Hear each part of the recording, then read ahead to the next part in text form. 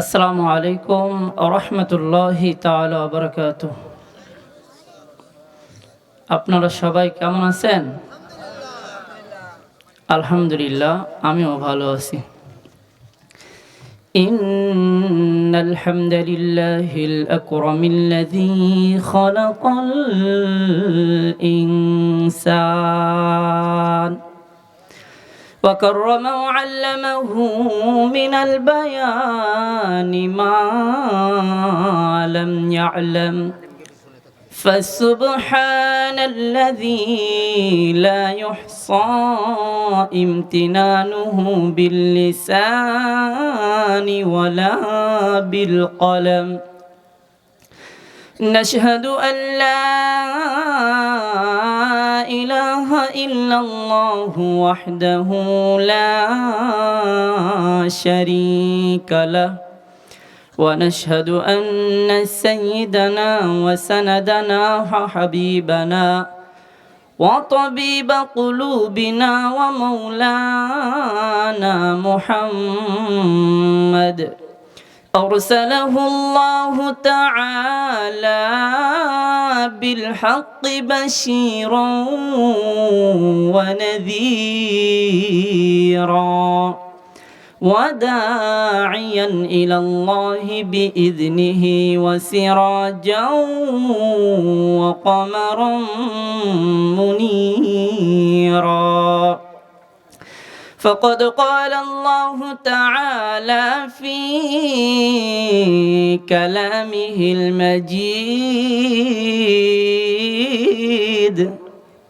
وفي فرقان الحميد أعوذ بالله من الشيطان الرجيم بسم الله الرحمن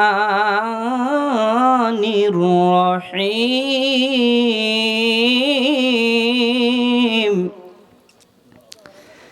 يا أيها الذين آمنوا كتب عليكم الصيام كما كتب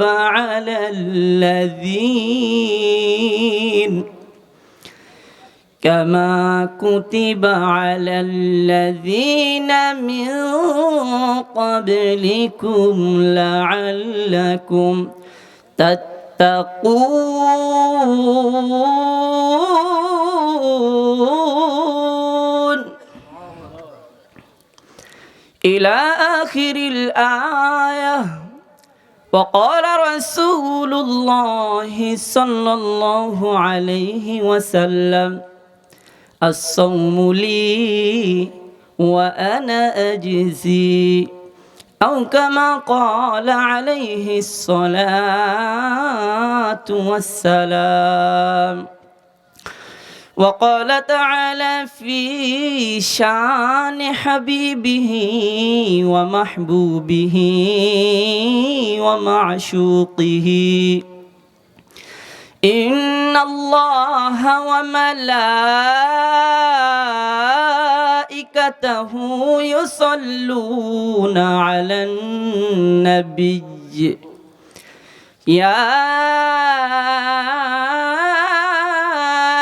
أيها الذين آمنوا صلوا عليه وسلموا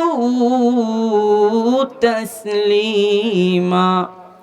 محبت پوری اللهم صل على محمد وعلى آل محمد كما صليت على إبراهيم وعلى آل إبراهيم إنك حميد مجيد. اللهم بارك على محمد وعلى آل محمد كما باركت على إبراهيم وعلى آل إبراهيم إنك حميد مجيد আলহামদুলিল্লাহ সুম্মা আলহামদুলিল্লাহ।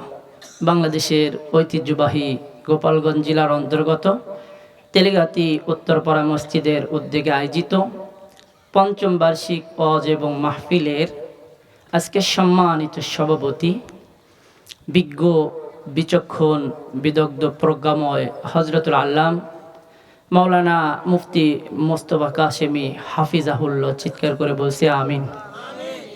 প্রধান বক্তা হিসেবে যিনি আলোচনা করবেন আমার সুপরিচিত, একসঙ্গে আলহামদুলিল্লাহ আমরা প্রোগ্রাম করছি, মাহমুদুল হাসান খান সাহেব, সিনিয়র মুহাদ্দিস, গহরডাঙ্গা মাদ্রাসা।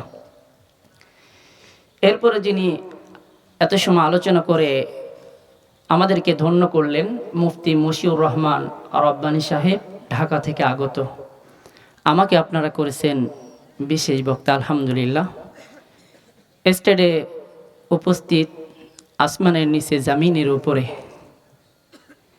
তারকা সমতুল্য মানুষ হজরতে ওলামা ইকরাম, আমার সামনে উপবিষ্ট অত্র এলাকার এবং দূরদূরান্ত থেকে আগত ইসলাম প্রিয়, দিন প্রিয় তৌহিদি জনতা, বিশেষ করে তারুণ্যের উচ্ছ্বাস উদ্দীপনায় ভরপুর, নবজাগরণের অগ্রদূত, অন্যায় অবিচারের বিরুদ্ধে প্রতিবাদী কণ্ঠ আমার কিশোর তরুণ যুবকেরা,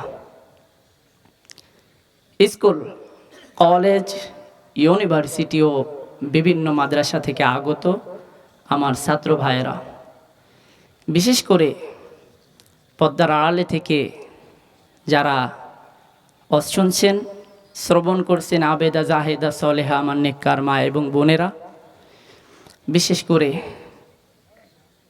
আমাদের স্টেজে উপস্থিত আছেন আমার শ্রদ্ধেয় বড় ভাই, আমার বাবা মারা গেছেন, উনি আমার বড় ভাই। আমার যে পরিচালনা, ওঠা বসা চলা প্রত্যেকটা কিছু ওনার নির্দেশে হয়, হাফেজ মাওলানা শহীদুল ইসলাম। তো আমরা সবাই ওই মহান রবের দরবারে শুকরিয়া জ্ঞাপন করছি, যিনি আমাদেরকে এই সুন্দর একটা আয়োজনে এসে বসার তৌফিক দান করছেন, শুকরিয়া জ্ঞাপন করছি আলহামদুলিল্লাহ। আলোচনা শুরুতে দুই একটা কথা না বললে নয়, আসলে আপনাদের সামনে বসতে পেরে আমার অনেক ভালো লেগেছে। আপনারা যদি বলেন কেন, তাহলে বলবো আসলে বাংলাদেশের প্রায় প্রত্যেকটা জেলায় যাওয়া হয়, এতটা মজা পাই না আপনাদের সামনে এসে যে মজাটা পেয়েছি। কারণ আপনারা আমার রক্তের মানুষ, মাটি মানুষ, এ মাটিতে আমার জন্ম হয়েছে, এখানে আলো বাতাসে আমি বড় হয়েছি। আপনাদের সম্মুখে কথা বলতে পেরে আমি শুকরিয়া জ্ঞাপন করেছি আলহামদুলিল্লাহ। তো সম্মানিত উপস্থিতি, আজকে মাহফিলে আমাকে 2 দিন আগে ফোন দেওয়া হয়েছে যে তোমার বিষয়ভিত্তিক হচ্ছে সিয়াম এবং নামাজের গুরুত্ব। আমি অনেক খুশি হয়েছি, কারণ এটা করলে ভালো হয়। বক্তারও একটা পরীক্ষা হয় যে আপনি কি একটা মুখস্থ করেই সব জায়গায় বলেন, আপনি এবার আমাদের মন মতো বয়ান করবেন, আমরা যে বিষয় সেই বিষয় বলবো। এটা আমার অনেক ভালো লেগেছে আলহামদুলিল্লাহ। তো এই বিষয়ে আমরা আলোচনা করব। তো শুরুতে বলছি, কেউ যদি অ্যাক্টিভ না হয়ে সুন্দর করে মনের কান দিয়ে না শুনেন, ওই বাদাম খাচ্ছেন আর একটু হাঁটলেন, কালকে বলবেন কি বললো। প্রত্যেকটা কথার শুরু এবং শেষ না শুনলে আসলে আলোচনা বোঝা যায় না। তো মোহতারাম হাজিরিন, বর্তমান যে মাসটি চলমান, এটা হচ্ছে শাবান মাস। আর এই মাসটি যখনই আসতো রসুল বলতেন, আমরা সবাই পড়ি আল্লাহুম্মা বারিক লানা ফি রজবা ওয়া শাবান ওয়া বাল্লিগনা রমাদান। রসুল সাল্লাল্লাহু আলাইহি ওয়াসাল্লাম এই মাসে পদার্পণ করলেই আল্লাহর কাছে দোয়া করতেন, রব্বে কারিম, আয় আল্লাহ, তুমি আমার জীবনের মধ্যে বারাকা দান করো এবং আমার হায়াতকে তুমি শাবান এবং রমজান পর্যন্ত পৌঁছে দাও। এই দোয়া তিনি করতেন। এখানে বরকতের দোয়া করতেন। বরকত শব্দটি ব্যাপক। আল্লাহ আমার হায়াতে বরকত দাও, আমার মালের মধ্যে বরকত দাও, যাতে রমজান মাসে যেন মালের অধিক ধান্দায় থেকে এই মূল্যবান মাস নষ্ট না করি। আমার কাজে বরকত দাও, প্রয়োজনীয় যে কাজগুলি আছে মাহে রমাদানের আগে যেন সেরে নিতে পারি। এক আগ্রহ চিত্তে মনের মাধুরী মিশিয়ে যেন এই মাসটা আমরা ইবাদত করতে পারি। এই জন্য আমাদেরও দোয়া করার দরকার আছে না নাই, জোরে বলেন? অবশ্যই দোয়া করতে হবে। তো সামনে মাহে রমাদান, এ বিষয়ে আমাকে আলোচনা করতে বলা হয়েছে। তো অপ্রাসঙ্গিক আলোচনা না করে সরাসরি আমরা তাফসিরে ঢুকে যাব। আল্লাহ রাব্বুল আলামিন বলেন, ইয়া আইয়ুহাল্লাযীনা আমানু, কই গেল মাইকম্যান ভাই, সাউন্ড বাড়াও। আল্লাহ রাব্বুল আলামিন ডাক দিয়েছেন আমানু, ঈমানদারগণদেরকে ডাক দিয়েছেন মুহাব্বতের সঙ্গে, ভালোবাসার সঙ্গে। আল্লাহ পাক রব্বুল আলামিন যখনই মানুষকে ডাকার প্রয়োজন মনে করছেন, আল্লাহ বলছেন ইয়া আইয়ুহান নাস, হে মানুষেরা। এখানে কাফের, মুশরিক, হিন্দু থেকেই চলে আসছে মানুষ যারা, তাদেরকে ডেকেছেন। কিন্তু আল্লাহ তাআলা এখানে সবাইকে ডাকেন নাই। আল্লাহ বলতে পারতেন ইয়া আইয়ুহাল মুসলিমুন, আল্লাহ সেটা বলেন নাই। আল্লাহ তাআলা তার প্রিয় বান্দা এবং বান্দীদেরকে মহব্বতের সঙ্গে ডাক দিলেন ইয়া আইয়ুহাল্লাযীনা আমানু, ওগো ঈমানদারগণ, কুতিবা আলাইকুমুস সিয়াম, তোমাদেরকে আমি রোজা রাখার জন্য তোমাদেরকে আমি আদেশ করলাম। আল্লাহ পাক রব্বুল আলামিন যেন বোর্ডের মধ্যে লিখে দিলেন, ওগো ঈমানদারগণ, তোমাদেরকে রোজা রাখার জন্য বলা হয়েছে। আল্লাহ রব্বুল আলামিন যখনই রোজা রাখার কথা বললেন, রোজা কি জিনিস? সাহাবে সাদেক থেকে নিয়ে সূর্য অস্তমিত পর্যন্ত সকল প্রকারের পানাহার এবং স্ত্রী সঙ্গম থেকে বিরত থাকতে হবে।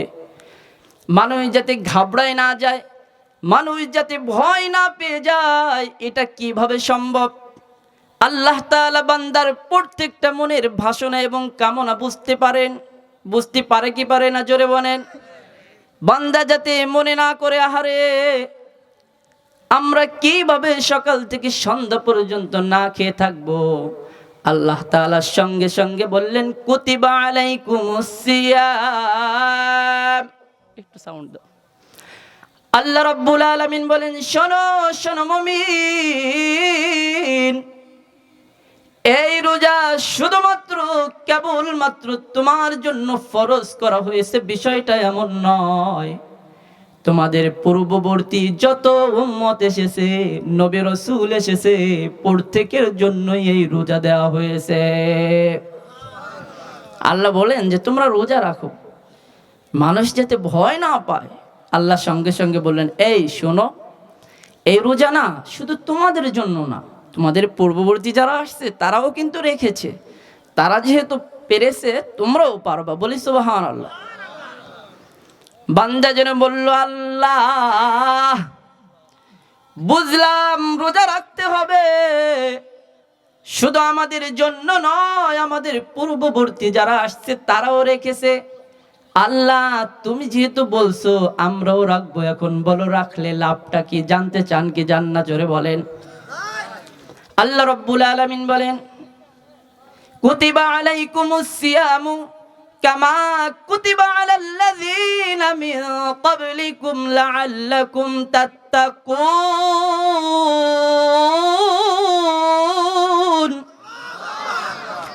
আল্লাহ রাব্বুল আলামিন বলেন, বান্দা তুমি যদি এই রোজা রাখো, তোমাকে আমি গিফট হিসেবে, হাদিয়া হিসেবে আমি তোমাকে তাকওয়া দান করব। আপনাদের প্রশ্ন, হোয়াট ইজ দিস তাকওয়া? তাকওয়া কি জিনিস? তাকওয়া মানে হচ্ছে আত-তাকওয়া হিয়া আল খাউফু মিনাল জালিল। তাকওয়া মানেই হচ্ছে মহামহিয়ান রবকে ভয় করা। তাকওয়া নামক দৌলত যখন বান্দার অন্তরের মধ্যে চলে আসবে, বান্দা বন্ধ ঘরে অন্ধকারের মধ্যে যখন বান্দা কোনো গুনাহ করতে যাবে, বান্দার অন্তরের মধ্যে এই চিন্তা আসবে, আমি যে গুনাহ করছি পৃথিবীর কেউ যদি নাও দেখে নাও জানে, একজন ঠিকই দেখে ঠিকই জানে। চিৎকার করে বলেন তিনি কে? আল্লাহ রাব্বুল আলামিন বলেন, বান্দা,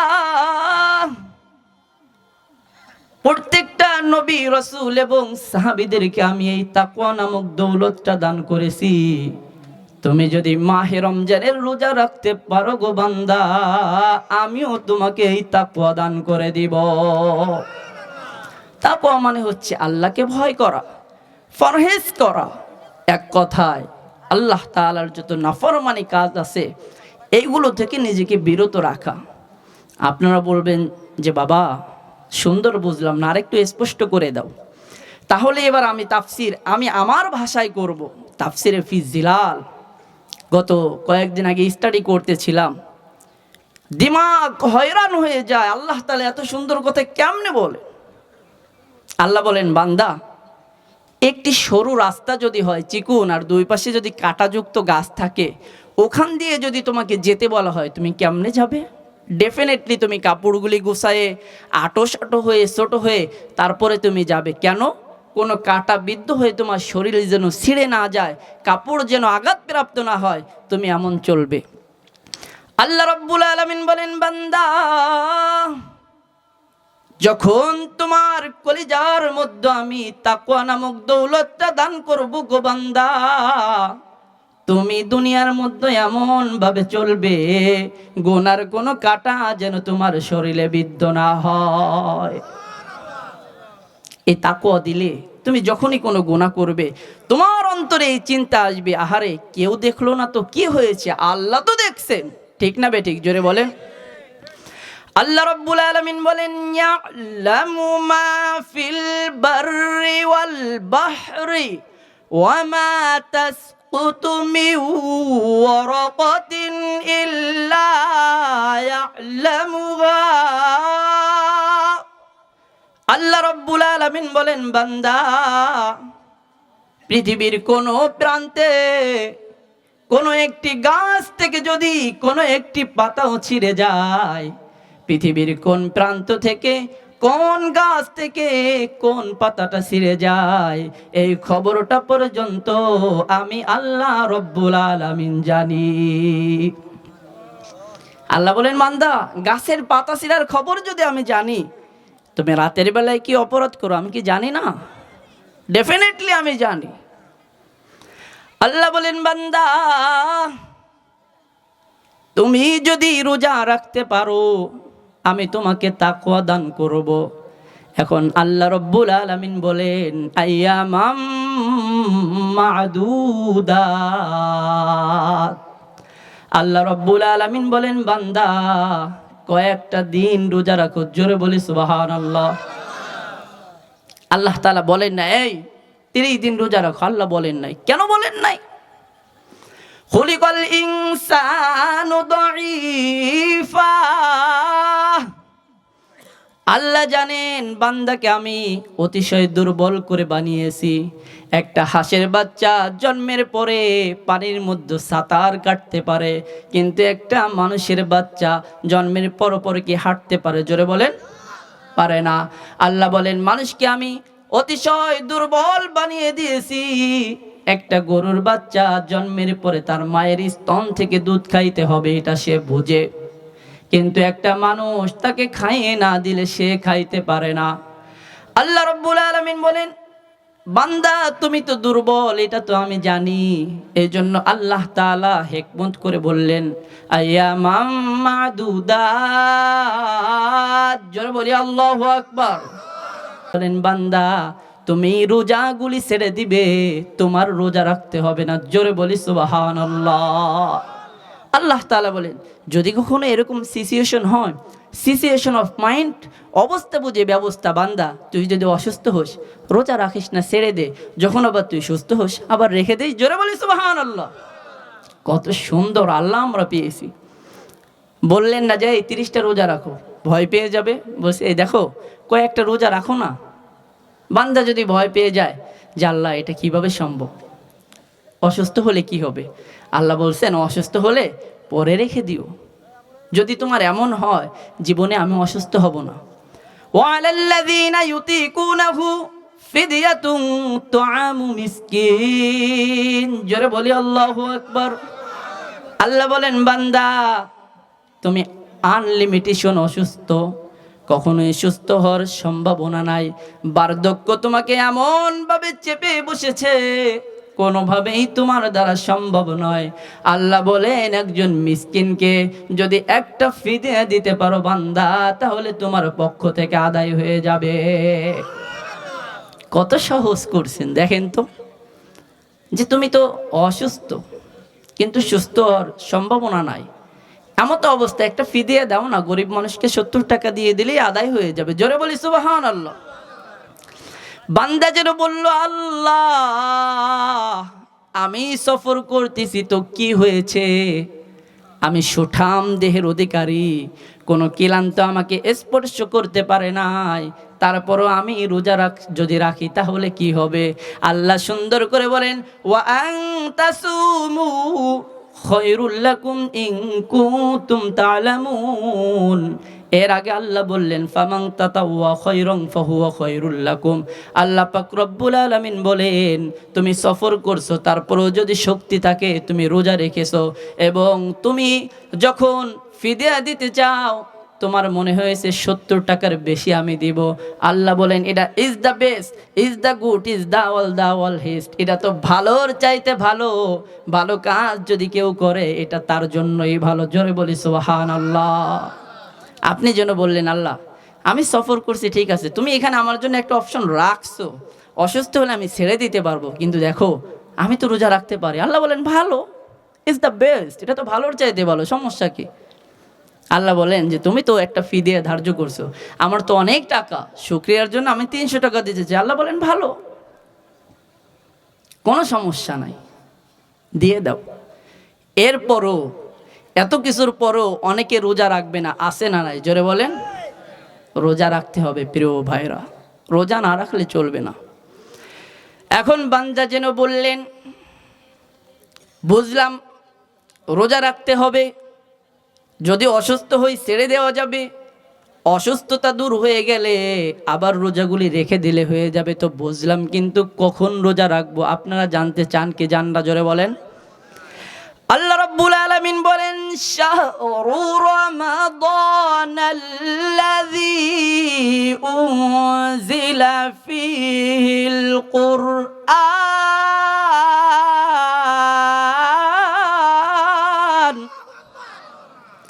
আল্লাহ রাব্বুল আলামিন বলেন, রোজাটা কবে রাখবে? মাহে রমাদান। জোরে বলি সুবহানাল্লাহ। পৃথিবীতে যত মাস আছে এই মাসগুলি করণ করেছেন আল্লাহ, কিন্তু মাহে রমজানের নামটা করণ করেছেন। পৃথিবীতে যত মাসের নাম আছে এগুলি মানুষই করণ করেছে, চয়ন করেছে, কিন্তু মাহে রমজানের নামটা স্বয়ং আল্লাহ তাআলা চয়ন করেছেন। জোরে বলি সুবহানাল্লাহ। আল্লাহ বলেন, মাহে রমজানে তোমরা রোজা রাখবে। বান্দা যদি তার অন্তর এই চিন্তা করে, কেন রবিউল আউয়াল মাস না কেন, শাওয়াল মাস কেন নয়, মুহররম মাস কেন নয়, রমজান মাস কেন? আল্লাহ সুন্দর করে বলেন, উনজিলা ফীহিল কুরআন। এই মাসে যে আমি কোরআন নাজিল করেছি। জোরে বলি সুবহানাল্লাহ। কেন মাহে রমজানে রোজা রাখবে? এই মাসে আমি কোরআন নাজিল করেছি। তো আল্লাহ কোরআন নাজিল করেছেন তো কি হয়েছে? আল্লাহ অন্য একটা সূরার মধ্যে সুন্দর করে বলছেন, লাইলাতুল কদরি খায়রুম মিন আলফি শাহর। আল্লাহ রাব্বুল আলামিন বলেন, বান্দা তোমাদের জীবনে কত দিন আসে? দিনের পরে রাত, রাতের প্রস্থানে দিন, দিনের পরে আবার রাত। জীবনে অনেক রাত যাবে আর আসবে, কিন্তু এই মাহে রমজানে এমন একটা রাত আছে যা 1000 রাতের চাইতে উত্তম। আল্লাহ পাক রব্বুল আলামিন বলেন, এই মাসটা কেন দামি তুমি বোঝো না? 1000 রাতের চাইতে শ্রেষ্ঠ। মুসা নবীর উম্মতের কথা প্রশংসা করছে, এত দিন এত বছর রোজা রাখছে, 1000 বছর জিহাদ করছে। আল্লাহ নবীর মন খারাপ যে আমার উম্মত হায়াত পাবে 60 বছর, 30 বছর, আর মুসা নবীর উম্মত এত কাজ করছে দিনের, আমার নবীর উম্মতের কি হবে? আল্লাহ রাব্বুল আলামিন বলেন, হাবিব, যেখানেই আপনার মন খারাপ সেখানেই আমি আল্লাহ আপনার মনকে ভালো করে দিব। আল্লাহ রাব্বুল আলামিন বলেন, বান্দা, আপনার উম্মত হায়াত পাবে কম, কিন্তু এমন একটা রাত আমি দান করব যে রাতটা 1000 মাসের চাইতো, 1000 রাতের চাইতো উত্তম হয়ে যাবে। রোজা কেন রাখবো মাহে রমজানে? উনজিলা ফিহিল কোরআন, কোরআন নাজিল হয়েছে এবং এই মাসে সবে কদর আছে। ফিহিল কোরআনু হুদাল লিন্নাস ওয়া বাইয়িনাতিম মিনাল হুদা ওয়াল ফুরকান।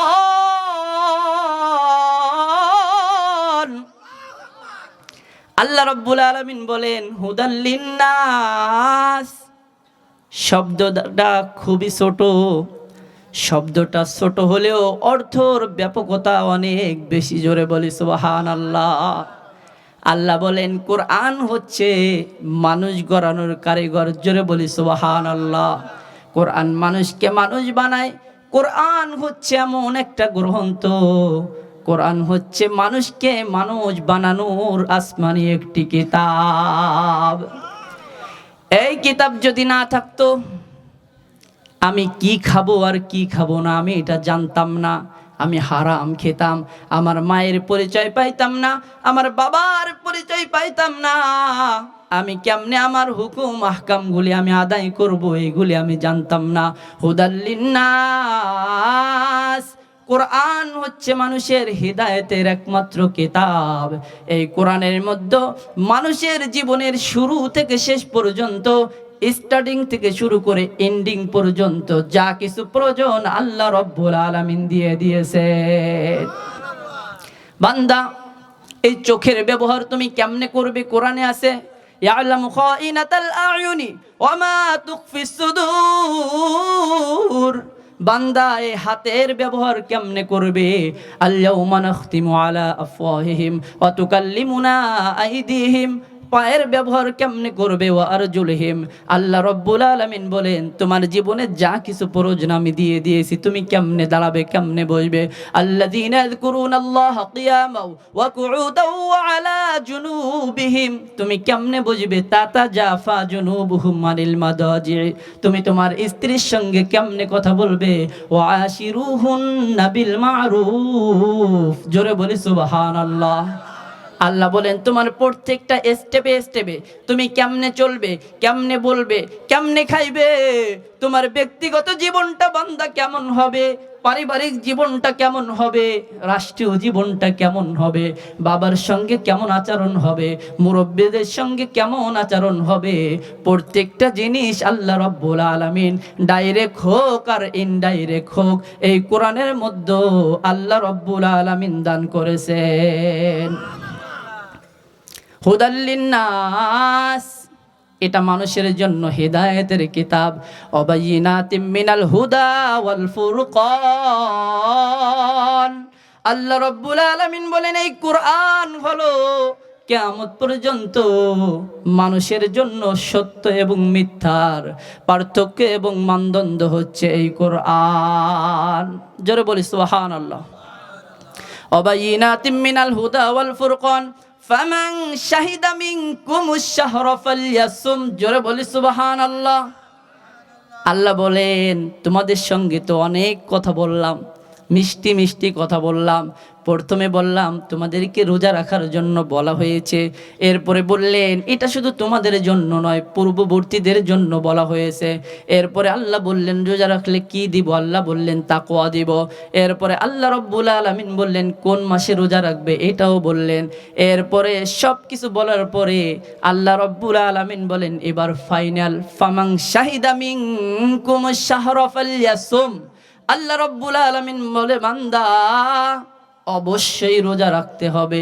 এবার আল্লাহ শক্ত করে বললেন, এবার বান্দার জন্য আল্লাহ তাআলা গুরুত্ব দিয়ে বললেন ফামান শাহিদা মিনকুমুশ শাহরা ফালইয়াসুম। এরপর আল্লাহ বললেন ওমান কানা মিনকুম মারিদান আও আলা সাফারিন ফাইদ্দাতুম মিন আইয়ামিন উখর। আল্লাহ বলেন বান্দা আবারও তুমি ভয় পেও না, রোজা রাখার হুকুম দিলাম, আদেশ করে দিলাম। যদি কখনো অসুস্থ হয়ে যাও, যদি কখনো তুমি বার্ধক্যে উপনীত হয়ে যাও, যদি কখনো সফরের মধ্যে যাও, রোজাটাকে ছেড়ে দিতে পারবে, পরবর্তীতে আবার রেখে দিতে পারবে। জোরে বলি সুবহানাল্লাহ। আল্লাহ তাআলা বললেন এবার কিন্তু তোমাদেরকে ডাইরেক্ট আদেশ করা হয়েছে, তোমরা রোজা রাখো। এরপরে আল্লাহ তাআলা বান্দাকে বললেন দেখো তোমরা কিন্তু ভয় করো না, যদি অসুস্থ আসে অপশন তো থাকলোই। জোরে বলি সুবহানাল্লাহ। ফামান শাহিদা মিনকুমুশ শাহরা ফালইয়াসুম ওয়া মান কানা মিনকুম মারিদান আও আলা সাফারিন ফাইদ্দাতুম মিন আইয়ামিন উখর ইউরিদুল্লাহু বিকুমুল ইসরা ওয়া লা ইউরিদু বিকুমুল উসর। আল্লাহ বলেন বান্দা তোমাদের জন্য এই রোজাটাকে আমি সহজ করে দিয়েছি। জোরে বলি সুবহানাল্লাহ। রোজা যদিও মনে হয় এটা মানুষের জন্য কঠিন, কিন্তু আসলে নামাজের চাইতে রোজা সহজ। কেমনে? অনেক মানুষ আছে নামাজ পড়ে না কিন্তু রোজা রাখে, আছে না নাই? জোরে বলেন। কিন্তু এমন মানুষ কম পাবেন 5 ওয়াক্ত নামাজ পড়ে কিন্তু রোজা রাখে না, এমন মানুষ সমাজে পাওয়া যায় না। যে এই 5 ওয়াক্ত নামাজ পড়ে জামাতের সঙ্গে ওই আল্লাহর বান্দাটাই রোজা রাখে, ঠিক কিনা বলেন? এমন খুব কম দেখা যায় যে নামাজ পড়ে কিন্তু বিনা কারণে রোজা রাখে না, এমন খুব কম পাওয়া যায়। কিন্তু নামাজ পড়ে না রোজা রাখে এমন অনেক আল্লাহর বান্দা পাওয়া যায়। আল্লাহ বলেন ওয়া ইন্নাহা লাকাবীরাতুন, নামাজটাকে আমি একটু কঠিন করে দিয়েছি রোজার চাইতে। রোজা তুলনামূলক সহজ, নামাজ তুলনামূলক একটু কঠিন। আল্লাহ রব্বুল আলামিন বলেন এই রোজাটাকে তোমাদের জন্য আমি সহজ করে দিয়েছি। যারা রোজা রাখে তাদের জন্য কোনো কষ্ট নয়, কিন্তু যারা না রাখে এদের কষ্টের কোনো অভাব নাই, ঠিক না ঠিক? জোরে বলেন। রোজা না রাখলে ইফতারের সময় যখন হরেক রকমের ইফতারি বানায়, ও যখন যে বসে কয় তোমার এখানে জায়গা নাই, তুমি তো রোজা না, যাও তুমি ওই মুরগির খোপে দরজা দাও, তুমি গরু বান্ধিয়ে এসো, মানে ওর গুরুত্ব নাই, ও তো রোজা নাই। কিন্তু যে রোজা রাখে ছোট হলেও তার সম্মান বেড়ে যায়, ঠিক না ঠিক? জোরে বলেন। আল্লাহ বলেন ইউরিদুল্লাহু বিকুমুল ইসর ওয়া লা ইউরিদু বিকুমুল উসর ওয়া লিতুকমিলুল ইদ্দাহ। আল্লাহ রব্বুল আলামিন বলেন বান্দা শুধু রোজা রাখলে হবে না, রোজাটাকে পূর্ণ করতে হবে এক চাঁদ থেকে আর এক চাঁদ। জোরে বলি সুবহানাল্লাহ। 25টা রাখলে হবে না, 24টা রাখলে হবে না। এসএসসি পরীক্ষা চলতেছে, 10টা পরীক্ষার যদি 9টা দেয় রেজাল্ট আসবে না, ঠিক না ঠিক? জোরে বলেন। পরীক্ষা দেন না, আসবে না। এক ফোন থেকে আর এক ফোনে কল স্থাপন করতে হলে নিজের ফোনে অপর সাইডের নম্বরটা 11টা ক্লিক করতে হয়। সবুজ বাটনে ক্লিক করলে কল যায়। আপনি 10টা দিয়ে সারা জীবন যদি ক্লিক করতে থাকেন, ক্লিক করতে করতে আপনার হাত ভেঙে যেতে পারে, কিন্তু কখনোই কল যাবে না, ঠিক না বেঠিক? জোরে বলেন। আল্লাহ বলেন 28টা রাখছো, হবে না। চাঁদ দেখে রোজা রাখবা, ওয়ালি তুকমিলুল ইদ্দা, আবার চাঁদ দেখেই রোজা ছাড়বা, পূর্ণ করো। আল্লাহ বলেন যদি রোজা পূর্ণ করতে পারো তাহলেই পুরস্কার। আল্লাহ বলেন তুমি চাকরি করছো, মাস কমপ্লিট করলেই তোমার জন্য পুরস্কার, এটাই স্বাভাবিক, ঠিক না বেঠিক? জোরে বলেন। ওয়ালি তুকমিলুল ইদ্দাতা ওয়ালি তুকাব্বিরুল্লাহ। তোমাকে যে আমি এত সুন্দর সুন্দর কথা বললাম, অফার দিলাম, এই জন্য যত বড়ত্ব আছে, যত প্রকারের তাকাব্বুরি আছে, আমার এইগুলি বয়ান করো। জোরে বলি সুবহানাল্লাহ। ওয়ালিতুকমিলুল ইদ্দাতা ওয়ালিতুকাব্বিরুল্লাহ আলা মা হাদাকুম ওয়া লাআল্লাকুম তাশকুরুন।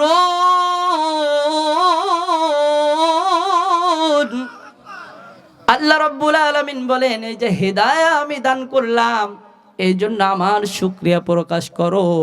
এই জন্য দেখবেন ঈদের পরের দিনে তাকবীর বলে আল্লাহু আকবার, আল্লাহু আকবার, লা ইলাহা ইল্লাল্লাহু আল্লাহু আকবার, আল্লাহু আকবার ওয়ালিল্লাহিল হামদ। আমি যে রোজা রেখেছি এটা তোমার বরত্ব, তুমি ছাড়া কোনো ইলা নাই। এবং প্রশংসার যত রকম হতে পারে, প্রশংসার যত ধরন হতে পারে, সকল প্রশংসা তোমার জন্য। জোরে বলি সুবহানাল্লাহ। এই জন্য রোজা ছাড়া যাবে না। রোজা এমন একটা জিনিস, এত সময় আমরা কোরআন থেকে শুনলাম, এখন রাসূলের হাদিসে চলে যাব। আল্লাহর নবী, বিশ্ব নবী বলেন, ইয়া আইয়ুহান নাস قد أظلكم شهر عظيم। মায়ার নবী বলেন, ওগো আমার উম্মতেরা, তোমাদের দোরগোড়ায় এমন একটা মাস কোরআন আসছে, এটা রহমতের মাস, এটা বরকতের মাস, এটা আজিম মাস। এই মাসের তাৎপর্য, গুরুত্ব আল্লাহ রব্বুল আলামিনের কাছে অনেক অনেক গুণ বেশি। জোরে বলি সুবহানাল্লাহ। আল্লাহর নবী, বিশ্ব নবী বলেন, এই মাসটার কেমন দাম। এই মাসটা এমন একটা মাস, এই মাসে যদি কেউ একটা নফল ইবাদত করে, আল্লাহ রব্বুল আলামিন ফরজের সমান নেকি দান করে। জোরে বলি সুবহানাল্লাহ। যদি একটা রোজ ফরজ আদায় করে, ৭০টা ফরজের সওয়াব দান করেন। জোরে বলি সুবহানাল্লাহ। আল্লাহর নবী, বিশ্ব নবী বলেন, ওগো আমার সাহাবীরা, এই মাসটা এমন একটা মাস, যদি কোনো বান্দা একজন রোজাদার ব্যক্তিকে ইফতার করায়, ওই ইফতার করানোর কারণে তার জন্য 2টা পুরস্কার। কোনো হাদিসে আসছে, কোনো হাদিসে আসছে 3টা। 1 নম্বরে হলো, যেই ব্যক্তি রোজা রেখেছে সারাদিন কষ্ট করে, ওই ব্যক্তির আমল নামায় যেই সওয়াব দেওয়া হয়, তুমি ইফতার করানোর কারণে বান্দা, তোমার আমল নামায়ও সেই সওয়াব দেওয়া হয় এবং তোমার জীবনের গুনাহ মাফ করে দেয়া হয়। জোরে বলি সুবহানাল্লাহ। সাহাবা আজমাইন যারা গরিব ছিলেন, তাদের মনটা বড় খারাপ। মায়ার নবীকে ডাক দিয়ে বলেন, ইয়া রাসূলুল্লাহ, আমরা তো গরিব মানুষ, আমরা তো ইফতার করাইতে পারবো না, রকমারি ফল দিয়ে আমরা আপ্যায়ন করতে পারবো না। আল্লাহর নবী, বিশ্ব নবী বলেন, সাহাবী, তুমি গরিব তো কি হয়েছে, তুমি কি একটা খুরমা দ্বারাও কি তুমি ইফতার করাইতে পারবা না? মায়ার নবী বলেন, তুমি যদি একটা খুরমা খেজুর দিয়ে ইফতার করে থাকো বান্দা, তাহলে তোমার আমল নামায়ও সম পরিমাণ সওয়াব দেয়া হবে। এই জন্য ইফতার করবো তো আমরা ইনশাআল্লাহ। এবং এই মাসের আর একটা আমল আছে, তারাবি। তারাবির নামাজ নিয়ে অনেক দ্বন্দ্ব আছে। কেউ বলে 8 রাকাত, বলে কি বলে না, জোরে বলেন। এরা হচ্ছে আমাদের সমাজের সবচেয়েতে, আমাদের ঈমান ধ্বংস করার সবচেয়ে বড় যেই দলটা, সেটা হচ্ছে নামদারে আহলে হাদিস।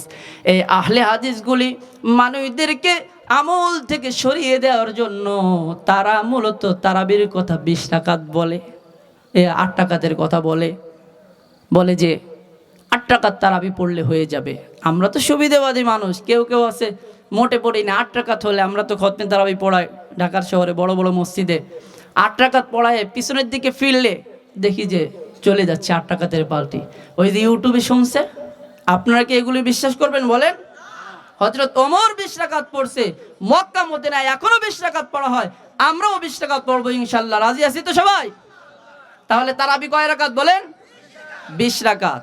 ওই যে যারা বলবে 8 রাকাত, এগুলিতে আমরা কর্ণপাত করব না ইনশাআল্লাহ। এখন তারাবি আবার 2 প্রকারের পড়া যায়, সূরা তারাবি এবং খতমে তারাবি। সূরা তারাবি পড়লে আপনার সুন্নাহ আদায় হয়ে যাবে। আল্লাহর নবী, বিশ্ব নবী যখন তারাবি শুরু করছিলেন, একা একাই পড়ছিলেন। পরের দিনে কিছু সাহাবী আসলেন, তারপর আরও কিছু সাহাবী আসলেন। পরের দিনে আল্লাহর নবী মসজিদে আসলেন না। কেন? উনি যদি এটা প্রতিদিন করে বা নিয়মিত করে, হয়তো অজীব হয়ে যাবে, উম্মার জন্য কষ্ট হয়ে যাবে। উনি কত বড় দরদি নবী, জোরে বলি সুবহানাল্লাহ। এই জন্য উনি পরের দিন আসেন নাই। সাহাবারা এসে মসজিদ ভরে গেছে। আল্লাহ নবী বললেন, গত রাতে যে আপনারা সময়ের প্রহর গুনছিলেন, আমার জন্য ওয়েট করছিলেন, আমি জানি, কিন্তু আমি আসি নাই। কেন? যেটা নিয়মিত করলে হয়তো অজীব হয়ে যাবে, আমার উম্মতের জন্য কষ্ট হয়ে যাবে। তো সূরা তারাবি পড়লে হবে, কিন্তু খতমে তারাবি পড়লে আর একটা সুন্নাত আদায় হবে। আপনি নামাজে কোরআন তিলাওয়াতের এক খতম কোরআন শুনলেন, এটা আপনার জন্য অনেক অনেক বড় একটা নেকির বিষয়। ঠিক না বেঠিক? জোরে বলেন। খতমে তারাবি হলে মুসল্লি পাওয়া যাবে না, এটা একটা ভুল কথা। কোরআনের প্রতি যাদের প্রেম আছে, ভালোবাসা আছে, তারা অবশ্যই আল্লাহর কোরআন শুনবে। এই পৃথিবীর মধ্যে কিছু মানুষ আছে যারা মানুষকে ভালোবাসে, আবার কিছু মানুষ আছে তারা আল্লাহকে ভালোবাসে। মানুষ যখন মানুষকে ভালোবাসে দেখবেন ফোনের মধ্যে নানা কোয়ালিটির নাম্বার, কখনো এফএনআপ, কখনো সুফান এফএনআপ। কাস্টমার যখন সুফার এফএনআপের মধ্যে কথা বলে, কথার তরঙ্গ যখন বহিয়ে দেয়, কখন যে রাস্তার পাশ থেকে মাঝখানে চলে যায় নিজেও বুঝতে পারে না। পিছন থেকে পালসার এফআসি ডবল হর্ন দিলেও বুঝতে পারে না। যখন বলা হয় ভাই কি অবস্থা তোমার, রাস্তার মাঝখানে কেন? বলে ভাই আমি যদিও আছি কাঠি বাজার, কিন্তু আমার মনটা চলে গেছে পাবনা, এই জন্য আমার আর নাই ভাবনা। আমি যেখানে কথা বলতেছি সেখানে আমার মন চলে গেছে। এটা হচ্ছে মানুষের ভালোবাসা। মানুষ মানুষের হৃদয় নামক আকাশে ভালোবাসার রং তুলে দিয়ে ভালোবাসার মানুষের নাম লেখে তাকে ভালোবাসে। এই জন্য তার সঙ্গে কথা বললে সে নিজেকে হারিয়ে ফেলে। আর যারা আল্লাহ রব্বুল আলামিনকে জীবনে মরণে শয়নে স্বপনে আল্লাহ রব্বুল আলামিনকে যারা ভালোবাসবে, তারা যখন কোরআন তেলাওয়াত শুনবে, হাফেজ সাহেবগঞ্জ যখন মধুর কণ্ঠে কোরআন তেলাওয়াত করবে, কখন যে 20 রাকাত হয়ে যাবে বুঝতেই পারবে না। ঠিক না বেঠিক জোরে বলেন? এই জন্য সম্ভব হলে খতমে তারাবি আমরা ইনশাআল্লাহ পড়ব। তো আল্লাহর নবী বলেন আসসাউমু লি ওয়া আনা আজিজি, বান্দা এই যে রোজা এটা সম্পূর্ণ আমার জন্য, আর এটা যাজা আমি নিজেই দেব। জোরে বলি সুবহানাল্লাহ। নামাজ এমন একটা জিনিস, এটা মানুষ দেখানোর জন্য মানুষ অনেক সময় পড়ে, সামাজিক নামাজ, সঙ্গ নামাজ। কিন্তু রোজা এমন একটা জিনিস, কোনো ব্যক্তি যদি বাসার মধ্যে বসে খায় স্ত্রী তো জানতে পারে না, বাহিরে এসে যদি বলে আমি রোজা, কিছুই বলার নাই। এই জন্য যেই ব্যক্তি রোজা রাখে মূলত আল্লাহর জন্যই রাখে। আর আল্লাহ রব্বুল আলামিন বলেন আসসাউমু লি ওয়া আনা আজিজি, বান্দা তুমি আমার জন্য যদি রোজা রাখতে পারো, এটার যাজা আমি আল্লাহ রব্বুল আলামিন নিজেই দান করব। এই জন্য রোজাদারের অনেক সম্মান। সম্মানিত উপস্থিতি, আমাকে বলা হয়েছে আলোচনা 2 in 1, একের মধ্যে 2, সিয়াম এবং কিয়াম, নামাজের কথা। তো আমি জানি না সময় কতটুকু আছে, আমাকে টোকেন দেবে। এখন আমি নামাজের কিছু কথা বলবো, আপনারা শুনবেন তো ইনশাআল্লাহ? আমি সাধারণত 2 বিষয়ে কথা বলি না, কিন্তু মাহফিল কমিটির আদেশ অবশ্যই বলতে হবে। নামাজ এটা কি জিনিস? পৃথিবীতে যত ইবাদত আসছে সব কিছু ওহির মাধ্যমে আসছে, কিন্তু এই সালাতটাকে আল্লাহ তাআলা তার বাড়িতে ডেকে নিয়ে তার বন্ধুকে গিফট আকারে দিয়েছে। জোরে বলি সুবহানাল্লাহ। কয়েকদিন আগে গেছে রজব মাস, যেই মাসের মূল কেন্দ্র হচ্ছে মিরাজ। আল্লাহর নবী মিরাজ করে যখন জমিনে আসতেছিলেন পুরস্কার গুলি নিয়ে, হযরত মুসা পয়গম্বর ডাক দিয়ে বললেন ইয়া রাসূলুল্লাহ, আল্লাহ রাব্বুল আলামিন আপনাকে এবং আপনার উম্মতের জন্য কি গিফট দিয়েছে? আল্লাহর নবী বললেন 50 ওয়াক্ত নামাজ দিয়েছে। মুসা পয়গম্বর বলেন আমি ভেরি ভেরি এক্সপিরিয়েন্স পয়গম্বর, আমার অভিজ্ঞতা আপনার চাইতে অনেক বেশি। আপনার উম্মত হবে অতিশয় দুর্বল, অতিশয় দুর্বল হওয়ার কারণে এটা কোনোভাবেই পসিবল হবে না। আমার বনি ইসরায়েলের গোষ্ঠী সারাদিন 2 রাকাত নামাজ তাই পারে নাই, অর্থাৎ আমি এটা খুব ভালো জানি। আপনি আল্লাহর কাছে ফিরে যান। জোরে বলি সুবহানাল্লাহ। আল্লাহ রাব্বুল আলামিনের কাছে কি অ্যাপ্লিকেশন দিলেন, আবেদন নিবেদন দিলেন। আল্লাহ রাব্বুল আলামিন বলেন হাবিব, আপনার সম্মানে আমি 5 ওয়াক্ত নামাজ কমিয়ে দিলাম গো নবী। আবার যখন ফিরে আসতেছিলেন মুসা পয়গম্বরের সঙ্গে দেখা, বললেন কি হয়েছে? বলছেন 5 ওয়াক্ত কমিয়ে দিয়েছেন। এরকম 9 বার গিয়েছেন, 5 রং কত? 45। আল্লাহ পাক রব্বুল আলামিন 45 ওয়াক্ত কমিয়ে দিয়েছেন। এরপরে আবার মুসা পয়গম্বর বললেন ইয়া রাসূলুল্লাহ, আপনি আবার যান, এটাও পারবেন। আসলেও তো বাস্তব, ঠিক না বেঠিক জোরে বলেন? এই 5 ওয়াক্তই তো আমরা পড়তে পারি না। আল্লাহর নবী বলেন না না, আমার লজ্জা হয় বারবার যেতে, আমি আর যেতে পারবো না। আল্লাহ রব্বুল আলামিন বলেন হাবিব, আমি ভালোবেসে আপনার উম্মতের জন্য 50 ওয়াক্ত নামাজ দিয়েছিলাম, আপনার সম্মানার্থে আমি 45 ওয়াক্ত কমিয়ে দিয়েছি। তো কই হয়েছে নবী? মা ইউবাদদালুল কওলু লাদাইয়া وما أنا بظلام للعبيد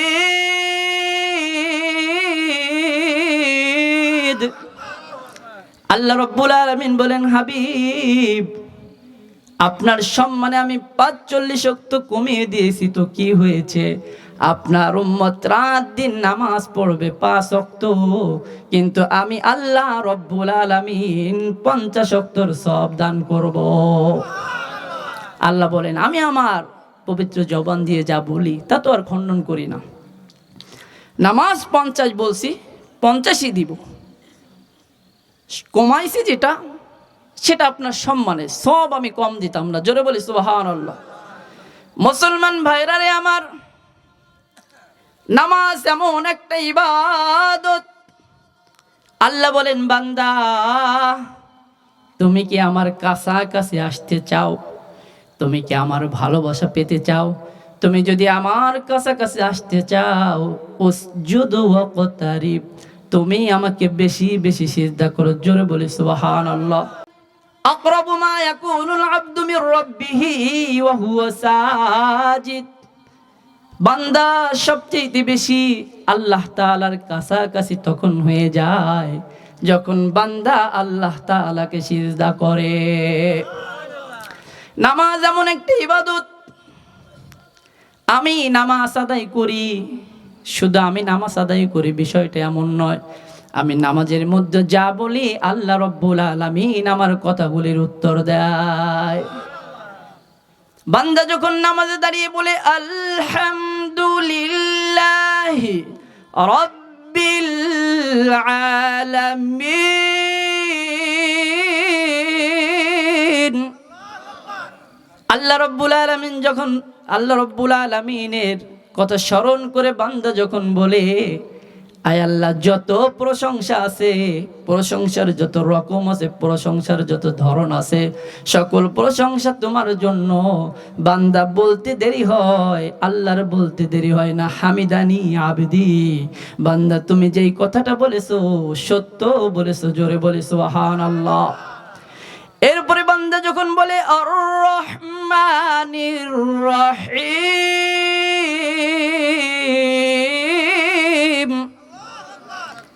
আল্লাহ পাক রব্বুল আলামিনের কথা স্মরণ করে বান্দা যখন নামাজের মধ্যে বলে পরম করুণাময় দয়ালু তুমি, আল্লাহ পাক রব্বুল আলামিন বলেন, বান্দা তুমি এটাও সত্য বলেছো, আমি শুনতে পেয়েছি। এরপরে যখন বান্দা বলে মালিক ইয়াউমিদ্দিন, বিচার দিবসের মালিক তুমি, আমাদের লাস্ট আফটার ডেস্টিনেশন গন্তব্য যেটা, সেই দিবসের মালিক কিন্তু তুমি। আল্লাহ রব্বুল আলামিন বলেন মাজ্জাদানি আবদি, বান্দা তুমি আমার মর্যাদার কথা বলেছো, বড়ত্বের কথা বলেছো। এরপরে বান্দা যখন বলে ইয়্যাকা না'বুদ, আল্লাহ আমরা তোমার ইবাদত করি, আল্লাহর বলার ভাষাটা যেন এমন, বান্দা এখন একটু তুই চুপ কর। জোরে বলি সুবহানাল্লাহ। বান্দা প্রথমে তুই আমার শুকরিয়ার কথা বললি, আমার দয়ার কথা বললি, কিয়ামত দিবসের মালিক আমি সেটা বললি, এখন বললি তোমার ইবাদত করি। বান্দা এখন একটু তুই চুপ কর, এখন তুই কিছু আমার কাছে চা। জোরে বলি সুবহানাল্লাহ। বান্দা বলে ওয়া ইয়্যাকা নাস্তাঈন, আয় আল্লাহ আমরা তোমার ইবাদত করি আর তোমার কাছে সাহায্য প্রার্থনা করি। আল্লাহ পাক রব্বুল আলামিনের কাছে আমরা সাহায্য চাই কি চাই না? জোরে বলেন। সাহায্য চাইতে হবে কার কাছে? জোরে বলেন। কোন খাজা বাবা, কোন গাজা বাবা, কোন চটা বাবা, কোন ওরে বাবা, এদের কাছে সাহায্য চাওয়া যাবে না। ঠিক কি ঠিক নয়? জোরে বলেন। এদের কাছে সাহায্য চাইলে আপনার ঈমানটা চলে যাবে।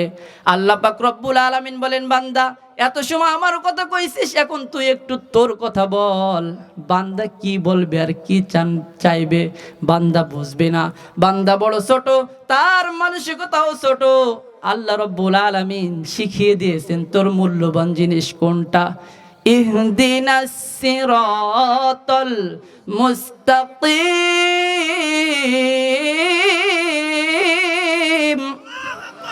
আল্লাহ রব্বুল আলামিন বলেন, বান্দা তুই আমার কাছে কি চাবি?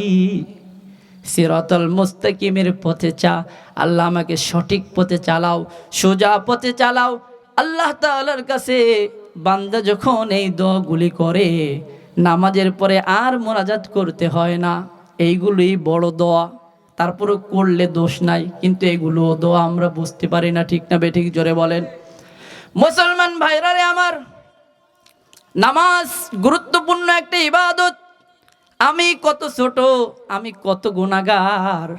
আমি যখন আল্লাহর সঙ্গে কথা বলি, আল্লাহ আমার কথার জবাব দেয়। জোরে বলি সুবহানাল্লাহ। আমি বলি আল্লাহ প্রশংসা তোমার জন্য, আমি কত নগণ্য, ওই মহান রব আমার ডাকে সাড়া দেন। জোরে বলি সুবহানাল্লাহ। এই জন্য নামাজ পড়বো তো ইনশাআল্লাহ। আল্লাহ বলেন নামাজ পড়লে লাভ কি? বান্দার জিজ্ঞাসা, আল্লাহ বলেন ইন্নাস সালাতা তানহা আনিল ফাহশাই ওয়াল মুনকার। আল্লাহ বলেন বান্দা নামাজটা যদি পড়তে পারো, সকল প্রকারের গুনাহের কাজ থেকে, ফাহেশা কাজ থেকে তোমাকে আমি বাঁচিয়ে দেব। জোরে বলি সুবহানাল্লাহ। এখন আপনাদের প্রশ্ন, তুমি তো মেয়া বড় গলায় গলা, আমি তো দেখি নামাজও পড়ে ঘুষ খায়, নামাজও পড়ে সুদ খায়, আছে না নাই? জোরে বলেন। তাহলে কি কোরআন মিথ্যা বলছে? আল্লাহর কসম করে বলি, আল্লাহ বলছেন নামাজ পড়লে সকল খারাপ কাজ থেকে আমি বাঁচিয়ে দেব। এই কথার মধ্যে বিন্দু পরিমাণের কোনো সন্দেহর কারণ নাই, ঈমান থাকবে না। আপনি যে বললেন নামাজ পড়ে আর সুদ খায়, আমি এটা বিশ্বাস করি না। এখন আপনি আমার কাছে দলিল চাবেন, আমি আপনাকে দলিল দিব। একটা উদাহরণ দিব। একজন ব্যক্তি বড় অফিসার, এই লোক নামাজ পড়ে। এখন আসরের নামাজের আগে গিয়ে বলছে, ভাই এই যে আমার কাজের ফাইল, আপনি যে 30,000 টাকা চেয়েছিলেন, এই যে সেটা আর অতিরিক্ত আপনার 4 টাকা আর 20,000 দিলাম। আপনারা কোন তো 20,000 টাকা চাওয়ার বাপ দাদা 14 গোষ্ঠী খেয়ে পারবে বলেন? আমার অনেক সময় মোসাফা করে হুজুর 2,000 টাকা দিলাম, চা খেয়ে না ভাই আমি নিতাম না, এ দিয়ে আমি কবে চা খাবো, আমি এমনি চা কম খাই। হুজুর আপনি যা করবেন করেন। চায়ের জন্য 20,000 টাকা দেয়, তার মানে ঘুষ, স্পিড মানি। ওই লোক বলে ঘুষের টাকা আমি অজু করে আইছি, কেমনে নেব? তোর মাথায় কি কিছু নাই? ডয়ের খুলে দিলাম, এর মধ্যে রাখ। জোরে বলেন নাউজুবিল্লাহ। ওই লোকটা যখন ডয়েরটা লাগাইয়া মসজিদের মধ্যে যে বলে আল্লাহু আকবার, তখন আপনারা বলেন ওর মাথার মধ্যে কি একবারও আসে না? না জানি ডয়ের মধ্যে পুরো বি দিল না কম দিল, আসে কি আসে না বলেন? এখন আমি বলি ওই লোকটা নামাজের বাহিরে ঘুষ খাইলো, নামাজের মধ্যে মনে মনে ঘুষ খাইলো, নামাজের বাহিরে খাইছে সরাসরি ডাইরেক্ট, নামাজের ভিতরে খাইছে ইনডাইরেক্ট। অতএব ওই লোকটা ঘুষ খাইলো আর নামাজ পড়লো না, বরং ঘুষ খাইলো আর ঘুষ খাইলো, মাঝখানে নামাজটা আর হলো একটা অভিনয়। ঠিক না ঠিক জোরে বলেন? এটা একটা অভিনয়। মানুষ কি বলবে, লোকে কি বলবে, এটা একটা সাইনবোর্ড, আমি কিন্তু নামাজি, ঘুষ খাই না। অতএব নামাজ সকল খারাপ কাজ থেকে আপনাকে ফিরিয়ে রাখবে। নামাজ কখনো আপনাকে খারাপ কাজ করতে দেবে না, যদি এই নামাজটা আপনার নামাজের মতো হয়। কিন্তু আমাদের নামাজ নামাজের মতো হয় না। আপনারা যদি বলেন কেন, তাহলে আমি বলবো নামাজের মধ্যে যেই ফরজগুলি আছে তার মধ্যে একটা আছে কিরাত পড়া, আছে না নাই? জোরে বলেন। কিরাত পড়া কি সুন্নাত না ওয়াজিব? ফরজ। কি ফরজ? এই কিরাত ফরজ করা হয়েছে। আবার নামাজ ভেঙ্গে যায়, ছুটে যায়, তার হচ্ছে 19টা কারণ। তার 1 নম্বরে হচ্ছে নামাজে অশুদ্ধ পড়া। এখন আপনারা বলেন কয়জন শুদ্ধ করে পড়তে পারে? তাহলে আপনি যে নামাজ পড়েন, আপনার নামাজ আপনার মাথার উপরে যায় না। এই জন্য আপনি নামাজের দোষ না দিয়ে আপনি বলেন নামাজটা কমপ্লিট হয় না, তাই গুনাহ থেকে বাঁচতে পারি না। ঠিক না বেঠিক জোরে বলেন? নামাজের দোষ কেন দেন? নামাজটা আপনি প্রপার হইতে পড়েন। আপনি যদি কিরাত শুদ্ধ না হয় কেমনে হবে? রাসূল সাল্লাল্লাহু আলাইহি ওয়াসাল্লাম বলেন মাল্লাম ইয়াতাওয়ান্না ফালাইসা মিন্না।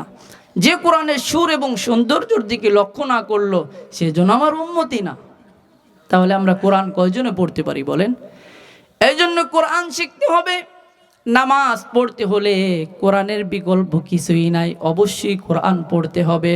কোরআন শুদ্ধ করে পড়ে প্রপার ওয়েতে আপনি যদি নামাজ আদায় করতে পারেন, অবশ্যই ওই নামাজে আপনাকে খারাপ কাজ থেকে ফিরিয়ে রাখবে।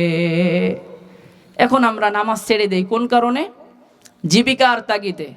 রিক্সাওয়ালা রিক্সা চালাইতেই আছে, কেন? আমার ক্ষুধা, আমার জীবিকার প্রয়োজন। ঠেলাওয়ালা ঠেলতেই আছে, তার জীবিকার প্রয়োজন। চাকরিজীবী চাকরিতে ডিউটি করতেই আছে, তার রিজিকের প্রয়োজন। আল্লাহ বলেন ওয়ামুর আহলাকা বিসসালাতি ওয়াসতাবির আলাইহা লা নাসআলুকা রিজকান নাহনু নারযুকুক।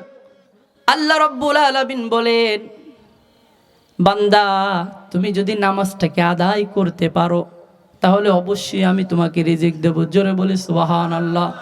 আল্লাহ বলেন নামাজ পড়লে রিজিক দিব, আর আপনি পড়লেন নামাজ পড়লে রিজিক পাবো কোথায়? এজন্য আপনি কর্মের তালে থাকেন, ঠিক না বেঠিক? জোরে বলেন। আল্লাহ বলতেছে নামাজ পড়ো, তাহলে কি হবে? তোমাকে তো আমি রিজিক দিব। এখানে আল্লাহ তাআলা আয়াতটা নাজিল করছেন নবীর দিকে ইঙ্গিত করে। ওগো নবী, আপনি নামাজ পড়েন, আপনার পরিবারকে বলেন এই নামাজের মাধ্যমে আমি তো আপনার থেকে রিজিক চাই না, বরং আপনাকে আমি রিজিক দেই। তাহলে যারা বলে নামাজ পড়লে ইনকামের সমস্যা হবে, তারা কি ভুলের ভিতর আছে না? বলেন। আপনি নামাজ পড়লে আপনার দায়িত্ব আল্লাহ তাআলাই নেবে। জোরে বলি সুবহানাল্লাহ। ইযা হাযাবাহু আমরুন সাল্লা, সাহাবা আজমাইন যখনই কোনো সমস্যায় পড়তেন, নবী রাসূলগণ যখনই কোনো সমস্যায় পড়তেন, সঙ্গে সঙ্গে নামাজে দাঁড়িয়ে দিতেন। জোরে বলি সুবহানাল্লাহ। 2 রাকাত নামাজ পড়ে আল্লাহ তাআলার কাছে অ্যাপ্লিকেশন দেন, আবেদন নিবেদন দিতেন, আল্লাহ আমার জুতার পিতা ছিঁড়ে গেছে, আমি ঋণ আছি, আমার শরীর অসুস্থ, আমার মেয়ের বিবাহ হয় না, আমি বড় টেনশনের মধ্যে আছি, আমার সন্তান কথা শুনে না। আপনি নামাজ পড়ে আল্লাহ রব্বুল আলামিনের কাছে যদি এই কথাগুলি বলতে পারেন, আর যদি আপনি ভরসা রাখতে পারেন, ওমাইয়া তাওয়াক্কাল আলাল্লাহি ফাহুয়া হাসবু, আল্লাহর উপর যদি আপনি ভরসা করতে পারেন, অবশ্যই আল্লাহ তাআলা এই নামাজের মাধ্যমে আপনার সকল হাজতকে মিটায় দিবেন। এই জন্য নামাজ পড়বো তো ইনশাআল্লাহ। আমরা নামাজ পড়েছেন হযরত মুসা পয়গম্বর, ইন্নানি আনাল্লাহু লা ইলাহা ইল্লা আনা ফা'বুদনি ওয়া আকিমিস সালাতা লিযিকরি। আল্লাহ তাআলা বলেন আনাল্লাহ, আমি ছাড়া তো আর কোনো ইলাহ নাই, আমার নামাজ আদায় করেন এবং আমার স্মরণ করেন, আমার জিকির করেন। অতএব নামাজ এমন একটা গুরুত্বপূর্ণ ইবাদত, নামাজ মানুষকে এমন করে দেয়, যার জীবনটা সুন্দর করতে চায় সে যদি নামাজ আদায় করে তার জীবনটাকে উজালা বানায় দেবেন কে? জোরে বলেন। আল্লাহ তাআলা জীবনটাকে সুন্দর করে দিবেন, তার জীবনে কোনো দুশ্চিন্তা, তার জীবনে কোনো কষ্ট ইনশাআল্লাহ থাকবে না। নামাজ পড়বেন তো আপনারা ইনশাআল্লাহ। নামাজ মানুষকে গুনাহ থেকে বাঁচায়, নামাজ মানুষকে অভাব মুক্ত করে, নামাজ মানুষকে টেনশন মুক্ত করে। কিন্তু আমাদের সমাজে দেখা যায় শবে বারাত আর শবে কদর আসলে মসজিদে মুসল্লি ধরে না, আর ফজরের সময় মুসল্লি পাওয়া যায় না, ঠিক না বেঠিক? জোরে বলেন। শবে কদরে আর শবে বারাতে যেই মুসল্লিগুলো হয়, এই মুসল্লি যদি প্রতিদিন হতো, খোদার কসম সমাজের মধ্যে কোনো অন্যায় থাকতো না, ঠিক না বেঠিক? জোরে বলেন। আল্লাহ রাব্বুল আলামিন বলেন আল্লাযীনা ইম্মাক্কান্নাহুম ফিল আরদি আকামুস সালাতা ওয়া আতুজ যাকাহ ওয়া আমারু বিল মা'রুফি ওয়া নাহাউ আনিল মুনকার। আল্লাহ রাব্বুল আলামিন বলেন যদি কোনো অর্ধশীত এরিয়ার মধ্যে, যদি কোনো দেশের মধ্যে ইসলামিক সরকার কখনো চলে আসে, ইসলামের রাজ যদি কখনো কায়েম হয়ে যায়, তার সর্বপ্রথম দায়িত্ব হবে সালাতকে বাধ্যতামূলক করে দেওয়া। তখন আর তেল মাখা হবে না, বাবা নামাজটা পড়ো না, নামাজ পড়ে না একদিনের জেল হবে, তাকে পিটা দেওয়া হবে। বাধ্যতামূলক নামাজ পড়তে হবে প্রত্যেকটা সেক্টরে, যে যেখানে আছে। যদি এই ইসলামিক রাজ কায়েম হয়, আল্লাহ যেন কায়েম করে দেন, জোরে বলে আমিন। তখন নামাজ বাধ্যতামূলক হয়ে যাবে, নামাজ প্রতিষ্ঠিত হয়ে যাবে। তাহলে সম্মানিত উপস্থিতি, আমি আপনাদের সম্মুখে কথা বলতেছিলাম রোজা এবং নামাজ নিয়ে, তো আমার সময় শেষ। যে কথাগুলি বললাম, আল্লাহ যেন আমাদের সবাইকে আমল করার তৌফিক দান করেন, জোরে বলে আমিন। আর বিশেষ করে আপনারা আমাকে সবাই চিনেন, আমার বাবাকেও চিনতেন, দুনিয়া থেকে চলে গেছেন। আমরা দুই ভাই হাফেজ মাওলানা শহীদুল ইসলাম এবং আমি, আমাদেরকে অনেক কষ্ট করে উনি পড়িয়েছেন। আপনাদের কাছে আমাদের জোর দাবি, আপনারা আমার বাবার জন্য একটু দোয়া করবেন তো ইনশাআল্লাহ? আল্লাহ যেন আমার বাবাকে জান্নাত নসিব করেন, জোরে বলে আমিন। আর আমি একটা কথা বলি, আমি কোনো বক্তা না, আলেম না, আমি আপনাদের ছেলে। আমার চলতে ফিরতে যদি কখনো ভুল হয়, ভাতিজা হিসেবে, ছোট ভাই হিসেবে একটা কান মলা দিয়ে বলতে পারবেন যে এভাবে না এভাবে করো, আমি মাথা পেতে মেনে নিব। কিন্তু অনুরোধ যেটা করব, সমালোচনা করবেন না। সমালোচনা ভালো না। আমি ভুল করলে আমাকে মাইনাস করলে তো আমি চলে গেলাম, আমাকে ম্যানেজ করেন, আমাকে বোঝান। তো আমি আপনাদের গ্রামের ছেলে। আজ মনে করেন যে বিদেশ থেকে এখানে একজন আলেম আসলো, আপনি যদি মরে যান আপনার জন্য কিন্তু আমিই দোয়া করবো, আপনার জানাজা আমি যাব, তাহলে আমাকে দূরে ঠেলে দিয়ে আপনার লাভটা কি? আমাদের গ্রামে যত আলেম ওলামা আছে আপনারা মহব্বত করবেন, তাদেরকে ভালোবাসবেন, তাদেরকে বুকে টানবেন, এই সমালোচনা করবেন না। আর আপনাদের দোষের চাইতে আমাদের দোষ বেশি। আত্মসমালোচনা করি, আমাদের এক হুজুর আর এক হুজুরই দেখতে পারে না। এটি বললাম, এটি নিয়েও সমালোচনা করবে কালকে যে পাবলিকের সামনে বলার দরকার কি, বলবো না তো কার সামনে বলবো? এগুলো বড় খারাপ। আচ্ছা, আমরা ভালো না বিদায় আমাদের সম্মান সমাজে কম। তো আপনাদের কাছে অনুরোধ করব, গ্রামের ছেলেদেরকে মূল্যায়ন করবেন, ভালোবাসবেন। আমরা আপনাদের সম্পদ। সারা দেশে আলহামদুলিল্লাহ যাই, সেখানে গেলে বলে না যে আমি ঢাকা মসজিদের খতিব, ঢাকা বলে তেলিগাতি, গোপালগঞ্জের ছেলে। এটা কি আপনাদের জন্য সুনাম না বদনাম বলেন? আমরা গর্ব করে বলি আমাদের বাড়ি তেলিগাতি, এই গোপালগঞ্জ লিখবা, আমার মসজিদের নাম লিখবা না, এটা বলি। তো আমাদের জন্য দোয়া করবেন। এলাকার যত আলেম ওলামা আছে সবাইকে মহব্বত করবেন, সবার জন্য দোয়া করবেন। রাজি আছি তো ইনশাআল্লাহ? আসসালামু আলাইকুম ওয়া রাহমাতুল্লাহি তাআলা ওয়া বারাকাতুহু। সবাই ভালো থাকবেন, ভালো রাখবেন চারিপাশ। আল্লাহ হাফেজ।